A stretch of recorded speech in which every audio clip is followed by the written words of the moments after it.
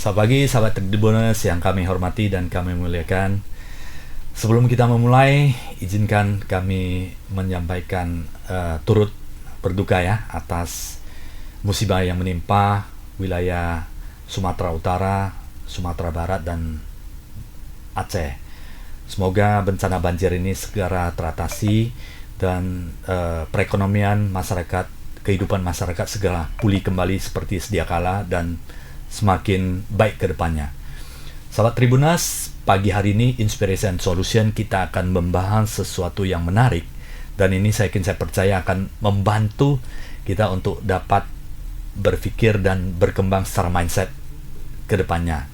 Di studio telah bersama kami Bapak Tommy Tantawitan. Beliau adalah Neuro Spiritual Strategist, Design Your Inner Technology, Upgrade Your Spiritual Wellness. Kita akan membahas tentang Neuro Spiritual Mind Shift dan cara mengubah realitas hidup dari dalam keluar. Saya sapa dulu pakar hari ini, Pak Tommy Tantawitan. Apa kabarnya, Pak? Baik, Pak Sianyet. Selamat pagi semua Sobat Tribuners. Ya, sama seperti Pak Sianyet, kita juga turut berduka atas musibah yang terjadi. Semoga cepat pulih dan kita semua tetap semangat, kembali bisa menjadi lebih baik. Pak Tommy, ya. Ini kan kalau cerita neuro spiritual. Kalau cerita tentang neuroscience itu adalah bagian dari bagaimana software atau mindset. Betul Pak ya. Sekali. Banyak yang berhasil mungkin dari keterbatasan, tapi memiliki mindset yang bagus. Itu akhirnya seseorang itu dapat maju dan berkembang ya dari sisi bisnis, spiritual maupun dari sisi akademisi ya. Dimana software juga neuroscience, mental kita yang menggerakkan energi tubuh dan sebagainya untuk melangkah lebih baik ke depannya. Nah, kalau kita cerita Pak Tommy, ini neuro spiritual strategist ya. Bagaimana merubah hidup lebih baik dari dalam keluar. Nah, sebelum ke sana Pak, bisa Pak Tommy cerita perjalanan karir ya sampai ke titik ini sehingga bisa memberikan sebuah perubahan ya di dalam hidup seseorang menjadi lebih baik. Pak Tommy juga sahabat Tribuners adalah sosok yang luar biasa. Sudah mengabdi selama 25 tahun ya Pak ya, di Universitas Sumatera Utara. Di banyak komunitas termasuk wirausaha, komunitas Buddhis yang sampai sekarang ya Pak ya berhubungan dengan baik, yang tentunya memberikan dampak yang positif bagi lingkungan dan masyarakat Medan dan Sumatera Utara. Pak Tommy, ceritakan sedikit perjalanan sampai ke titik ini Pak Tommy. Pertama, saya ini kan seperti tadi Pak saya katakan 25 tahun saya bertugas di USU dari 1988 sampai 2013. Saya adalah dosen pengampu mata kuliah pengembangan kepribadiannya, MPK istilahnya, untuk agama Buddha. Jadi di samping itu sebenarnya saya dan istri juga adalah pelaku usaha ya, walaupun kecil-kecilan. Kita bergerak di bisnis komputer, gadget dan ya perangkat pendukungnya. Nah, sampai ke satu titik setelah tahun 2013 saya kan resign dari US Kampus. Saya lebih fokus ke bisnis dan fokus ke ya mendampingi anak-anak lah, karena pada saat itu mereka udah mulai SMA, mulai kuliah kan. Tapi di satu titik saya dan istri mengalami masalah. Pertama, kita kena masalah financial di bisnis, dimana rugi lumayan gede lah ya. Nah kemudian Akibatnya itu apa? Terjadi masalah di relationship. Hubungan dengan istri ada terjadi, ya ada saja kayaknya yang sangkut.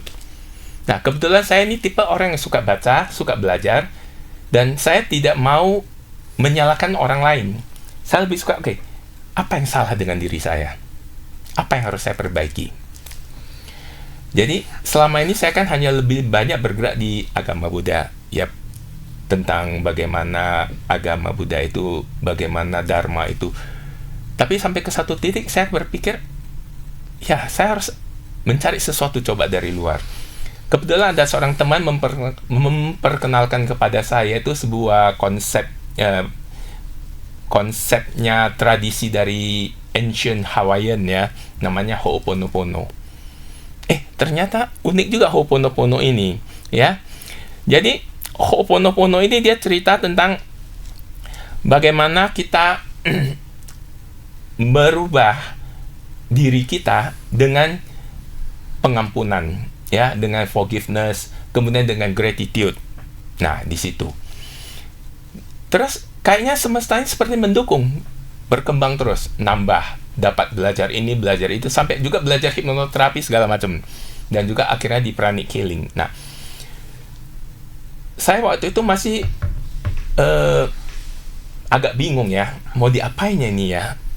Orang katakan ini kayak gado-gado. Pas 2013, saya diminta oleh salah satu komunitas untuk menjadi narasumber di acara peringatan Sumpah Pemuda.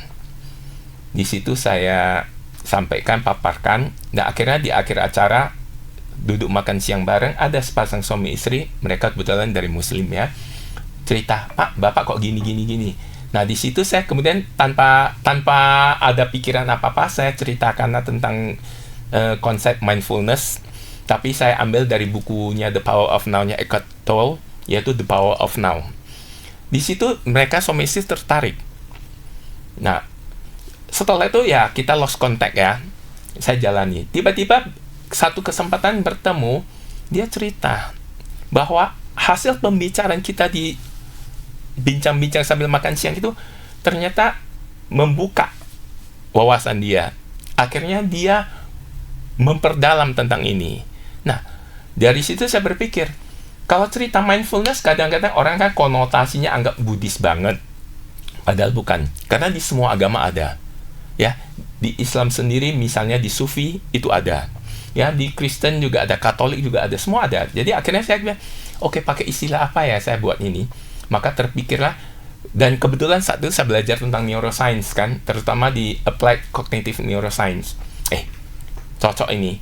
Maka saya kembangkanlah konsep namanya neurospiritual strategist, yang mana bicara tentang mindset shifting atau mind shift. Nah, kenapa? Karena saya ingin kalau bicara spiritual itu di luar agama. Agama apapun nggak masalah, karena kita bicara spiritualitas.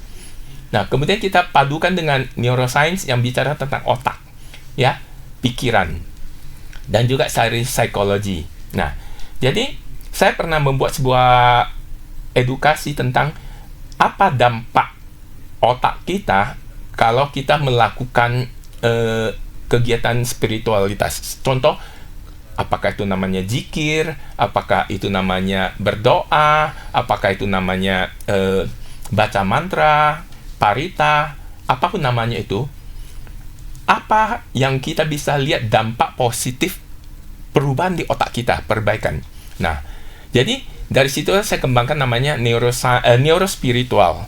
Nah, neurospiritual ini kemudian kan ada konsepnya itu ada kepada 3, yaitu pertama yang jelas seperti tadi hubungan antara otak dengan spiritualitas. Kedua adalah pengaruh spiritualitas pada kesehatan mental. Dan yang ketiga adalah mekanisme saraf kita yang terkait dengan spiritualitas. Jadi contoh, kalau saat kita meditasi, kenapa kita harus duduknya tegak? Ini postur tubuh kita itu berpengaruh kan? Itu berpengaruh ke saraf-saraf kita. Nah, peredaran darah kita dan bagaimana sirkulasi dari oksigen di tubuh kita. Nah, di situ jadi saling terkait. Nah, itulah yang membuat saya kenapa tertarik ingin mengajak sahabat-sahabat untuk bagaimana kita mulai berlatih ya neurospiritual ini.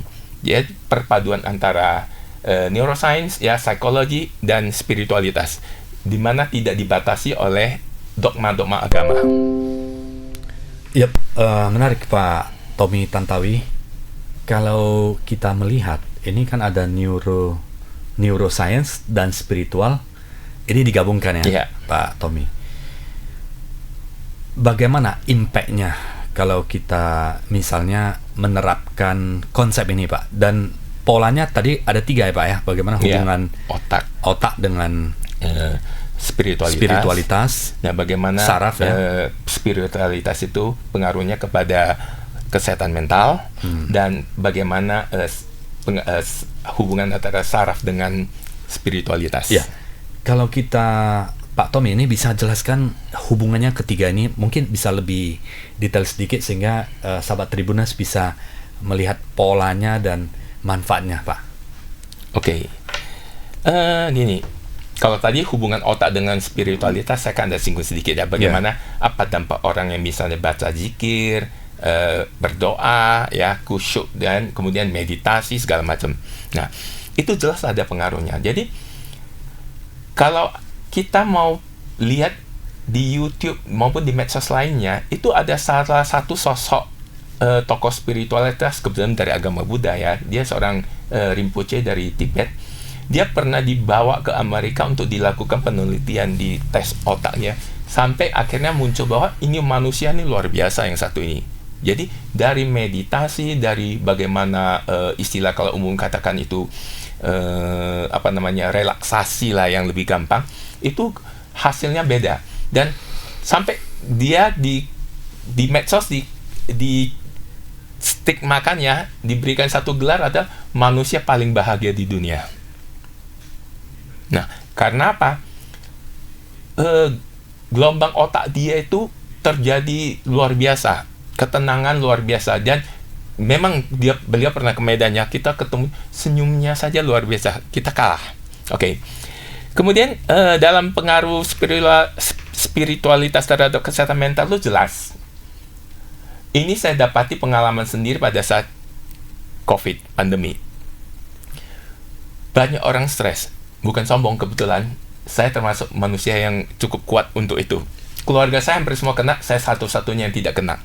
Kenapa? Karena pada saat itu saya rajin berlatih, ya, praktis meditasi, bagaimana saya membuat pikiran saya tenang, jernih. Jadi terus saya bagaimana meminimalkan membaca berita-berita yang negatif. Jadi saya tetap kondisikan ya, itu bagaimana untuk tenang.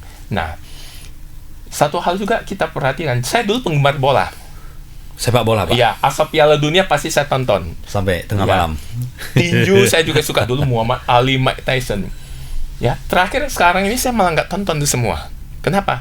Karena kalau saya menonton itu, emosi saya tertrigger. Ya, negativity saya naik. Ya, akibatnya lebih baik saya melakukan hal-hal yang positif. Jadi negativity itu memang tetap ada, tapi kita bisa kontrol, kita bisa minimalkan. Kenapa? Kita butuh hal yang lebih baik. Kejernihan berpikir itu jelas. Jadi, kenapa itu tadi saya katakan, segala sesuatu dari inner, dari dalam, bukan di luar diri kita. Semua dari dalam diri kita. Itu kira-kira Pak Sanjay. Menarik. Nah, Pak, tujuan dari neuroscience, neurospiritual sebenarnya untuk membuat hidup lebih bahagia dan change people ya, Pak. Membuat orang berubah ke arah yang lebih positif ya. Iya, benar. Seperti Pak Tommy Tantawi yang pada saat menghadapi COVID ya, usahakan dan dimaksimalkan hal-hal yang negatif itu tidak perlu dibaca dan tidak perlu dilihat ya. Influence dan kemudian masuk semua yang bagus. Nah, banyak orang yang memahami apa yang harus dilakukan. Nah, tetapi kenapa mereka tidak melakukannya, Pak, dan tidak berhasil? Ini kan ada paradoks, tahu tetapi tidak tergerak untuk melakukannya. Banyak orang yang ingin sehat tetapi tidak melakukan, padahal faktor-faktor untuk hidup lebih sehat, olahraga dan sebagainya itu pada prinsipnya banyak yang sudah mengetahui ya, tidak melakukan hal-hal yang bisa membuat tubuh ini menjadi lebih stres dan sebagainya. termasuk juga di profesional, di bisnis, banyak yang sudah tahu bahwa menjalankan bisnis itu harus mengikuti step yang bagus. Betul Tapi sekali. why mereka tidak melakukannya seperti itu, Pak? Dan bagaimana supaya mereka berubah? Oke. Ada hal yang menarik ya.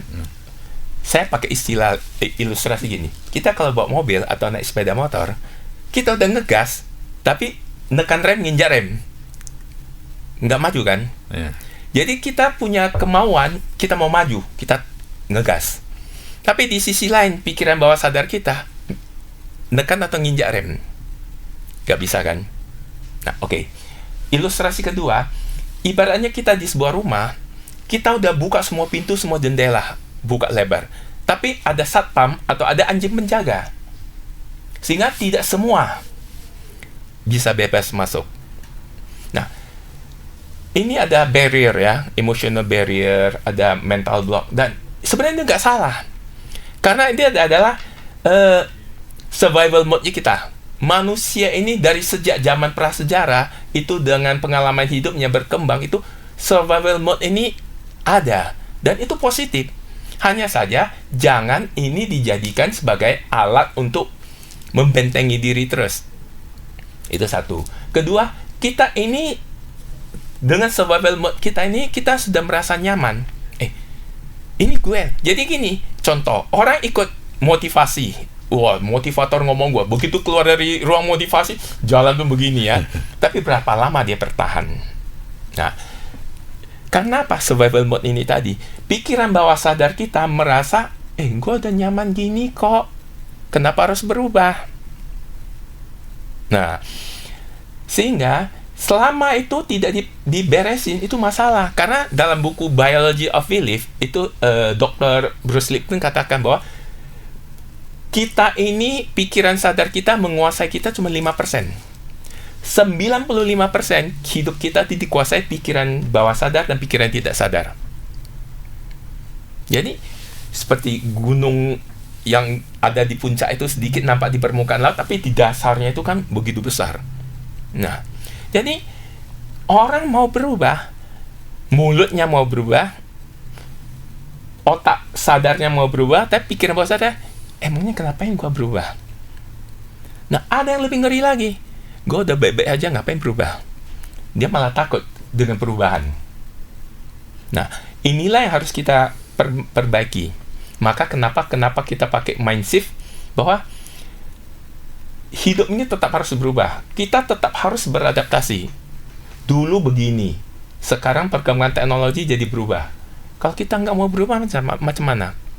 Ya kan? Dulu kita harus face to face. Sekarang bisa pakai Zoom.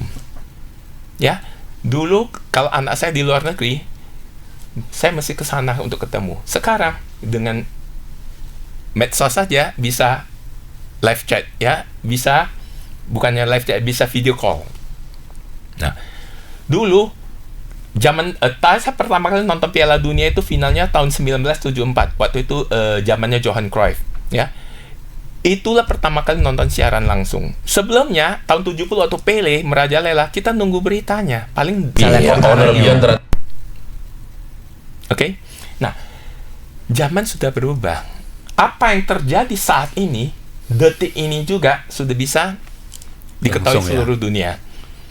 Jadi kalau kita tidak mengubah dan tidak mau berubah, ya kita akan ketinggalan, lama-lama kita akan terkikis. Kita akan musnah, bahasa istilah ngerinya lah ya.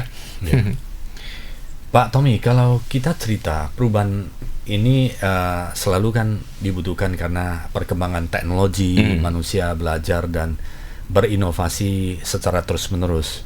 Dari sisi neuroscience, apa yang biasa membuat mereka itu tidak bisa berubah atau berdiam di tempat dan tidak bisa melakukan perubahan, padahal sudah tahu. Oke, tadi Pak Tommy ada cerita bahwa memang dari sisi pikiran bawah sadar seperti ada di rumah, semua udah terbuka, keinginan sudah ada, tapi ada anjing yang di depan dan sebagainya. Ini bagaimana untuk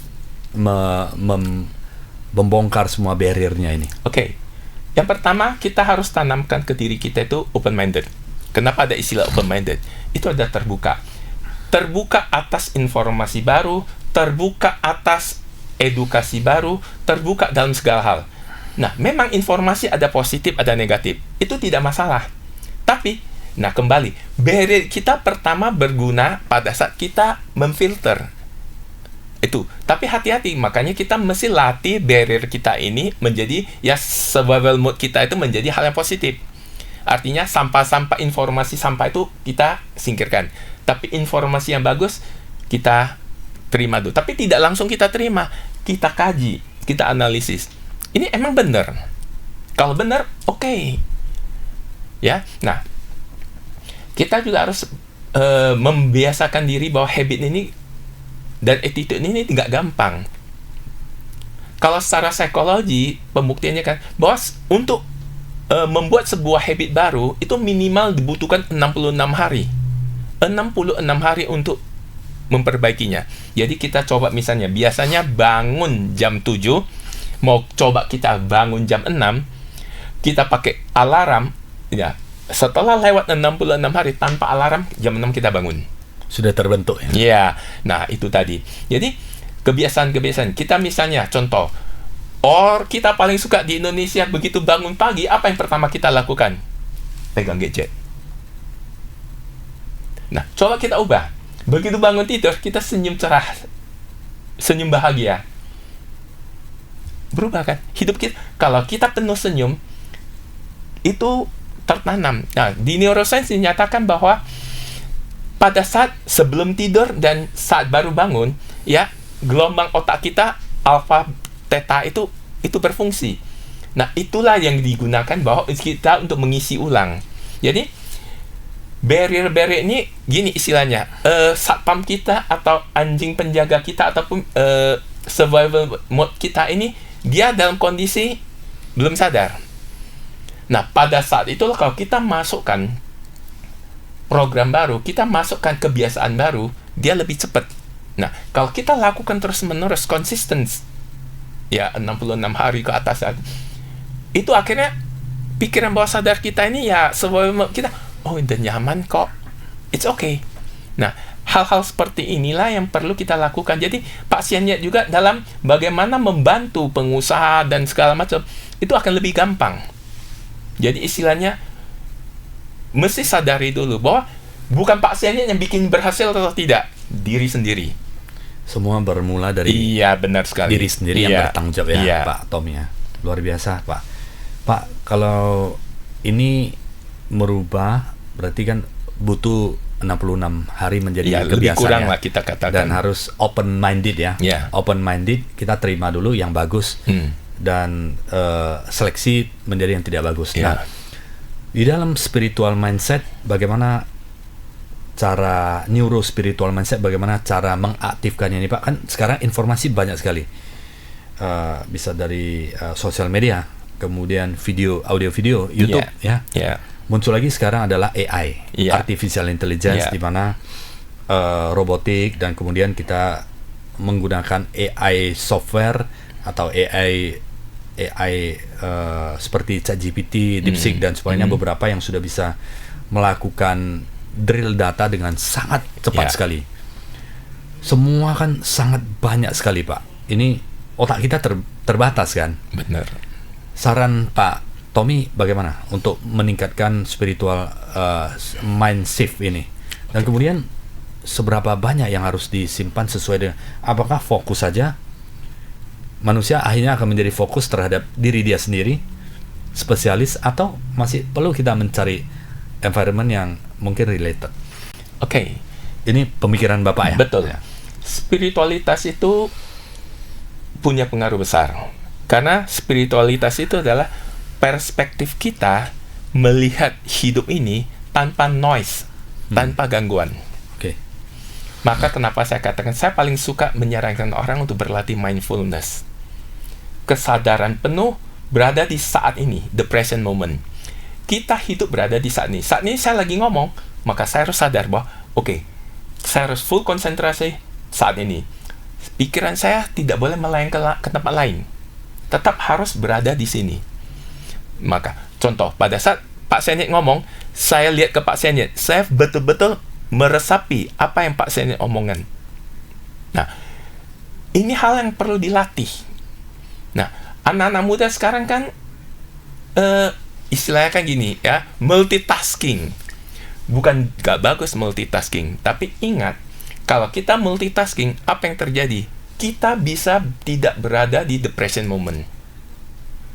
Oke, kalau pekerjaan kita menuntut kita multitasking nggak masalah, tapi kita harus siapkan waktu untuk berada di present moment. Contoh, kenapa sering psikolog atau psikiater katakan itu latihan grounding. Jadi kita berada di alam, berada di lapangan rumput atau di pantai, di pasir, kita dengan tanpa alas kaki kita menginjak, kita merasakan. Jadi bukan sekedar nginjak sambil nengok-nengok cewek, bukan. Nah, kita pada saat kaki kita menyentuh ke pasir atau menyentuh ke rumput, kita rasakan.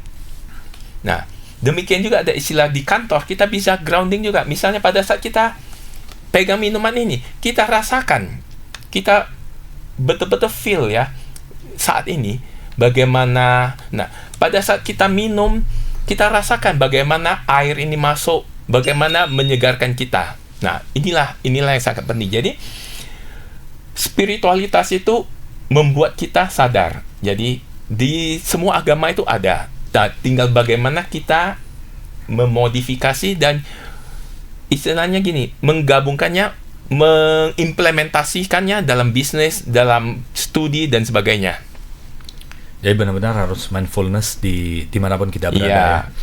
Mana lebih baik Pak Tommy? Apakah merasakan grounding itu pada saat kita benar-benar merasakan misalnya meminum air dibandingkan dengan grounding merasakan perjalanan di rumput? Sama Pak. Sama ya. Itu bedanya efeknya gini, sama. masalahnya kan gini. Kayak kita di Kota Medan mau cari tanah lapang yang banyak rumput kan susah. Apalagi mau cari pasir di pantai. Ya udah, kita grounding dengan cara lain. Dengan yang ada di sekeliling kita ya. Yang penting ini, be at our present moment. Ya. Oke, Pak, kalau mindset tools ini apa saja yang bisa digunakan di rumah maupun di lingkungan kita dimanapun kita berada? Oke, kalau mindset tool ini kan gini, itu tadi banyak cara ya. Kalau secara keyakinan kita masing-masing, agama kita masing-masing, kita sudah bisa lakukan. Tapi di samping itu kan gini, yang pertama adalah kita bisa coba latih namanya mindful presence. Yaitu, itu tadi, bahwa kita berada di saat ini. Jadi, kalau di meditasi, mindfulness kan sering kita katakan, sadari nafas kita. Yang keluar masuk ya, itu yang sering disampaikan. Kenapa? Karena itu yang paling gampang. Kalau kita ngatakan nginjak rumput, kadang orang kan nggak ngeh ya. Tapi kalau pada saat katakan bahwa oke, lihat konsentrasi pernafasan kita, perhatikan nafas masuk, nafas keluar. Pikiran ini kemana-mana, memang pikiran ini nggak pernah bisa konsentrasi, maka ada istilah itulah Rinpoche ya, katakan monkey mind. Pikiran kita itu kemana-mana.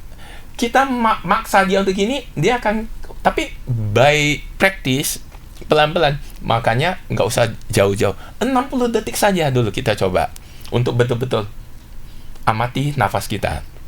Nah, pada saat kita jalan misalnya, nggak usah di rumah saja dengan tanpa alas kaki, kita injakan kaki, setiap injakan kaki kita itu kita nikmati, kita rasakan bagaimana tapak kaki kita menyentuh ke, misalnya ini ada permadaninya ya, atau kita di keramiknya, dinginnya keramik, kasar halusnya, kita rasakan, kita nikmati betul-betul saat ini.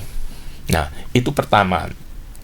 Kedua adalah truth questioning, cognitive reframing. Artinya gini, kita harus berpikir ya, kita selalu ada kegiatan, kita harus tanya, oke, kalau kita terima sesuatu, kemudian ada mental block, apa sih survival mode kita ini? Apa sih yang mau dilindungi?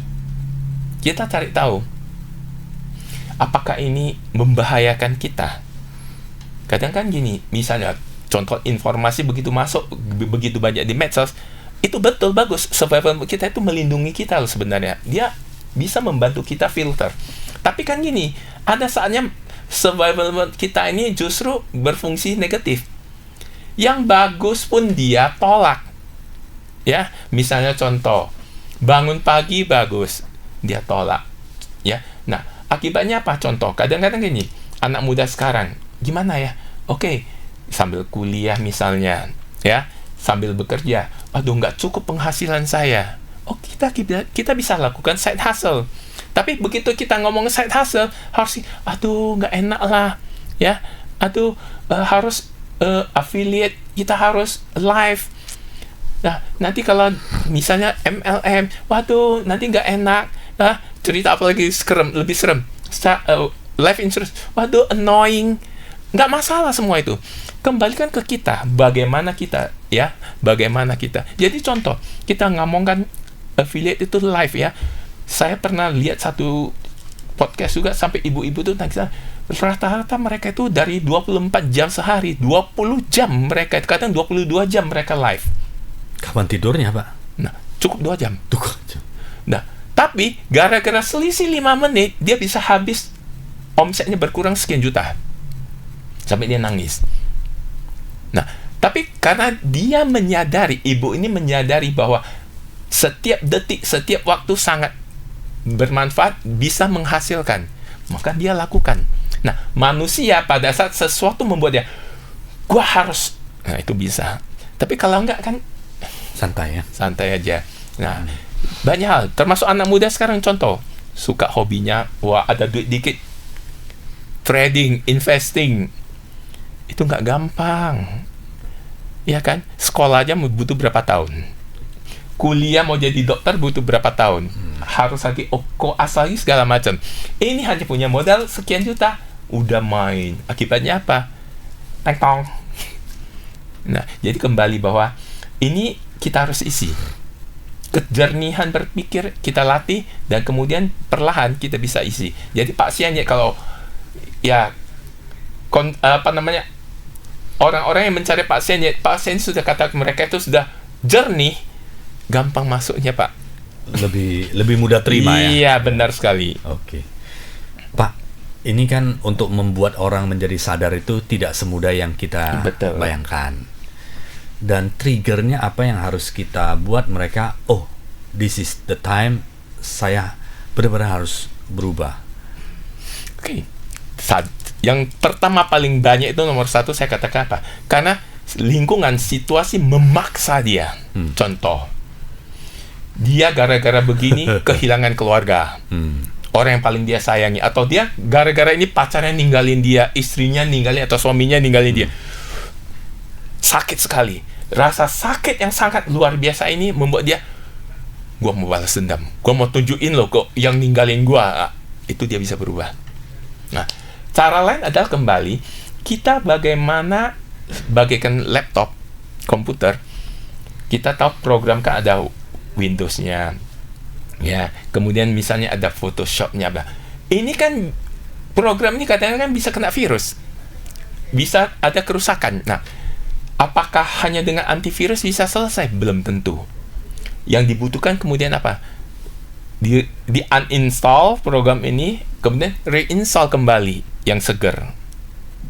Sekarang kan di dunia kesehatan kan ada namanya ozonisasi, kan? Iya. Ya, itu kembali hampir sama, memasukkan yang baru. Jadi untuk menyegarkan. Nah, mindset kita juga sama.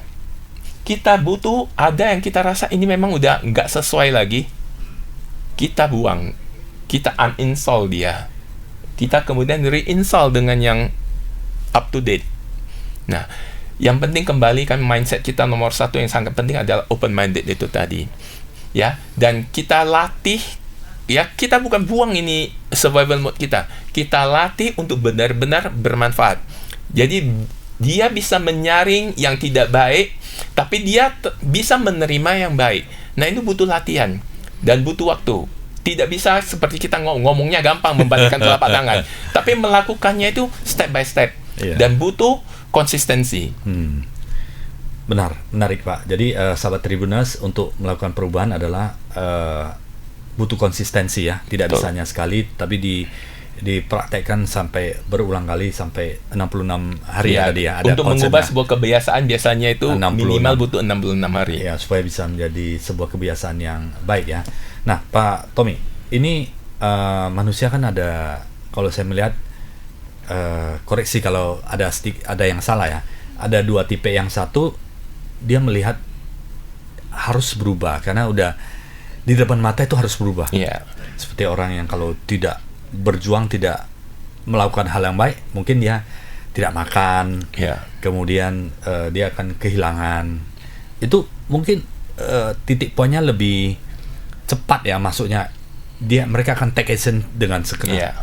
Bagaimana dengan orang yang sudah nyaman, toh saya nggak kekurangan apa-apa, saya hari ini bisnis saya baik-baik saja, environment baik-baik saja, dan kemudian saya juga tidak kekurangan uang dan sebagainya. Maybe di sana ini tidak mudah untuk membuat mereka supaya berubah ke arah lebih. Bagaimana cara mind shift-nya? Oke. Kalau tadi kan ada sudah istilah begitu banyak. Saya pakai satu ilustrasi. Kita kalau lagi dikejar anjing, apa yang terjadi? Lari kita kencangnya luar biasa. Karena terpaksa. Survival kan? Demi untuk supaya survive, jangan kegigit anjing. Atau pernah kejadian ini di Jakarta tahun 80-an, teman saya, dia tingginya 1,5 meter, sekitar 150. Jadi kita di Jakarta ada tinggal di rumah teman, itu pagar depannya itu 2 meter. Lebih tinggi daripada orangnya. Pernah sekali waktu dia dikejar perampok, bukan satu gerombolan, itu pakai bawa kelewang, kejar, dia lari. Jadi kita nggak tahu, kita ada di dalam rumah lagi nonton TV, bersenda gerau gitu, cicat gitu, tiba-tiba pintu di dalam, setelah pagar ada pintu tuh, ada yang ketok, waduh, buka gitu. Terkejut, kita buka, dia ngos-ngosan masuk. Terus kita mikir, masuk dari mana? Lompat dia. 2 meter? Iya. Oke. Survival mode tadi kan. Terpaksa demi hidup. Itu udah injury time kan? Injury time. Itu nggak ada pilihan lagi. Yang susah orang yang nyaman ini tadi. Kok nggak ada masalah kok. Tapi ingat, bisnis itu apakah benar-benar bisa sustain? Tidak semua bisnis bisa sustain. Ada bisnis yang lewat waktunya nggak akan bisa lagi dipakai. Ya kan? Contoh, dulu orang banyak sewa buku komik, buku cerita. Sekarang masih ada nggak itu? Sudah pasti nggak ada lah. Kecuali memang ada beberapa yang hobi yang bernostalgia, dia masih melakukan. Saya kepengen yang hard copy, tapi mostly itu udah. Nggak, kalau beli lain cerita lagi, karena memang itu ada psikologinya lain lagi. Tapi kalau misalnya dulu sewa komik, zaman saya tuh Kopingho segala macam itu banyak. Bisnis itu udah hilang. Itu tadi contoh. Banyak lagi contoh yang lain. Di mana bisnis itu nggak bisa sustain. Satu masa tergerus. Nah, sekarang kita harus kembali kembangkan pikiran bahwa kita ini nggak bisa ada di zona nyaman. Kita harus berada di growing zone, learning zone, bergerak terus. Kalau otak kita tetap berada di comfort zone ini, gua nih. Tapi ingat loh, bisnis ini bisa habis loh. Dan bisnis yang bisa sustain pun kalau tidak dikelola dengan baik, kita merasa nyaman begini saja, habis. Benar kan Pak Senyet? Setuju. Makanya kita harus ingat bahwa kita jangan terbiasa di comfort zone. Karena di comfort zone itu nggak pernah ada. Contoh lah paling jelas, apa yang terjadi pada saat pandemi. Banyak terjadi PHK massal. Banyak yang tidak siap pada saat itu. Itu kan. Nah, dan bukan hanya itu, secara mentalitas juga ngeri. Banyak loh, ada alumni saya seorang psikiater, pasien dia paling banyak di mana tahu? Di mana, Pak? Anak SMA. Wah ya, karena biasanya mereka bisa kemana-mana, bisa berkumpul. Ini nggak bisa di rumah. Jadi stres. Itu juga jadi masalah. Padahal itu tadi. Mereka tidak dituntut untuk mencari uang untuk kebutuhan yang itu aja. Itu menjadi masalah. Dan paling banyak pasien dia ini adalah anak SMA dan mahasiswa semester 1-2 gitu. Impact-nya seperti apa pada saat itu ya? Sampai impact-nya seperti apa ya? Begitu mereka terisolasi seperti itu. Bisa kemudian jadi banyak masalah. Yang paling banyak itu yang terjadi itu justru kemudian yang namanya gejala bipolar. Ada 2 kepribadian. Ada yang lain adalah gejala bahwa dia itu karena memang gini, jujur kita secara manusia ini hampir semua kita punya ya, walaupun kita normal, kita punya itu mental disorder, cuman persentase kecil. Tapi begitu terjadi satu masalah besar, tertrigger ini. Jadi ada yang kena misalnya panic attack, ada yang kemudian karena nggak tahu apa-apa, bingung sendiri, kadang bisa nyerotos sendiri. Dia berlebihan, Iya. seperti berlebihan, ya. Iya. Ketakutan berlebihan, Iya. curiga berlebihan, akan Dan- terjadi seperti itu ya. Yang paling banyak adalah hubungan dengan orang tua jadi rusak. Kenapa? Karena orang nggak bisa mau kemana, orang tua nggak izinkan. Oh, karena demi keselamatan dan Iya, kesehatan, akhirnya merasa Iya. terbatasi ya. Ya benar sekali. Nah inilah yang jadi, maka banyak penyebab. Maka nggak ada yang namanya sebenarnya comfort zone, hanya temporary. Jadi bisnis sebagus apapun, kecuali memang bisnis ini memang sudah teruji beberapa generasi, tapi juga harus berubah, ya kan? Nah jadi kita harus biasakan bahwa oke, kita di bisnis, kita di hidup, kita harus eksis, kita harus beradaptasi, tak bisa begini. Tidak ada yang abadi ya. Iya, Kita harus adaptasi terhadap perubahan itu. betul. Pak, ini ada 2 pertanyaan terakhir. Baik. Bagaimana, apakah ada pola yang bisa mengetahui bahwa mereka shortcut untuk this time harus change gitu? Karena untuk kesadaran tuh sometimes dia butuh lama, Pak. Betul. Ada yang setahun baru sadar, ada yang 2 tahun baru sadar. Oh, sudah sadar. Ya, meskipun tidak sadar, kesadaran itu masih ada harapan apa ya, Pak Tommy ya? Ya. Setuju ya? Ya. Kalau tidak sadar ya harapannya sudah tidak ada. Betul. Tapi ada yang panjang, ada yang dekat. Ini supaya menjadi, ini ada sense of crisis atau sense of ini urgency itu bagaimana, Pak? Kita hidupkan alarmnya itu. Pengalaman Ya. ini kembali dari buku Biology of Belief ini, Dr. Bruce Lipton katakan bahwa gini, kalau orang yang sudah usianya lebih mapan, lebih lanjut, lebih apa? Lebih wise. Lebih susah. Lebih susah, lebih susah. bukan Comfort zone-nya lebih kuat. punya cara Ya. pikir sendiri ya. Anak muda malah lebih gampang untuk dipoles, diubah. Nah, kenapa ya? Karena itu tadi, karena pengalaman hidup dia. Kadang gini, pasiennya ngajar, gua aja makan asam garam lebih banyak Ya, dari lu. uang saya lebih banyak. Setuju. Emangnya lu siapa? Ya, ya. Nah, itu tadi. Jadi Iya. kesadaran ini bisa muncul adalah bagaimana kita memberikan sebuah beberapa ilustrasi. Kan ada orang dengan satu, bisa ada beberapa. Tapi kita harus ingatkan, you can see by yourself. Lihat dari dirimu sendiri, kamu lihat apa yang terjadi. Kan Pak Sanjak lebih tahu lah, banyak contoh bisnis yang selama sekian tahun luar biasa, sekarang drop. Hilang. Ya. Nah, apakah kita harus menunggu sampai ini hilang baru kita sadar? Itu mungkin kita harus berikan pertanyaan. Iya. Apakah harus terjadi baru Baru. berubah? Nah, Mau tunggu berapa lama ya? Ada trigger, Iya. listening trigger supaya mereka memikir. saya lebih suka selalu katakan be well prepared. Persiapkan diri dengan baik daripada nunggu. Ya, contoh banjir, udah tahu ini bisa, ini kita persiapan. Contoh rumah saya juga kena banjir. Iya. Tapi setelah terjadi saya langsung berpikir, oke, saya harus antisipasi, jangan terulang lagi untuk kedua kali. Dengan ini saya harus begini, cari tahu. Oh, rupanya ada solusi ini. Kita kaji mana yang paling cocok dengan kita.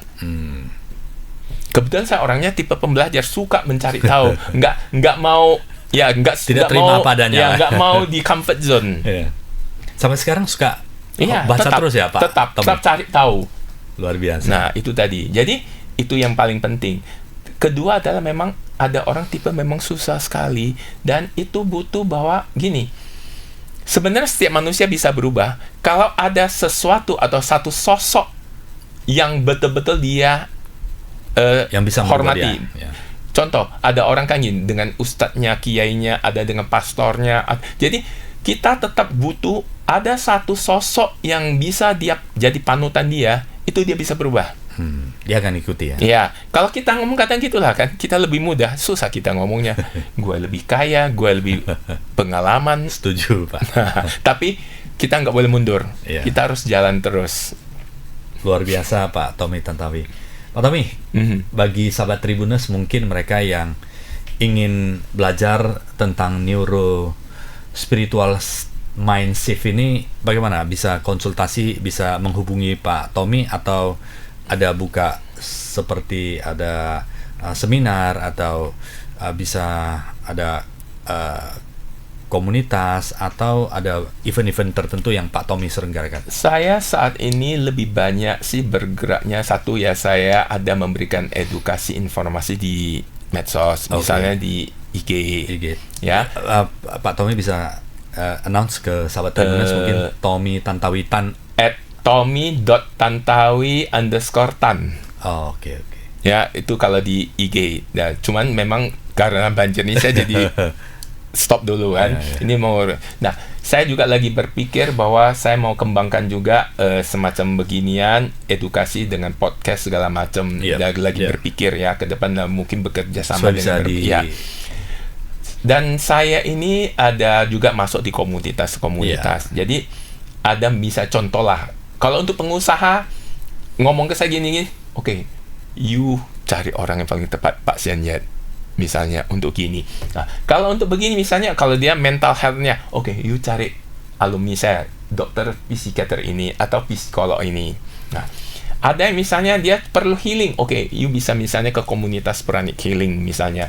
Atau kemudian ada juga komunitas bisnis ya yang lain ya, misalnya ada Indonesian Diamond Wisdom, atau itu banyak visi.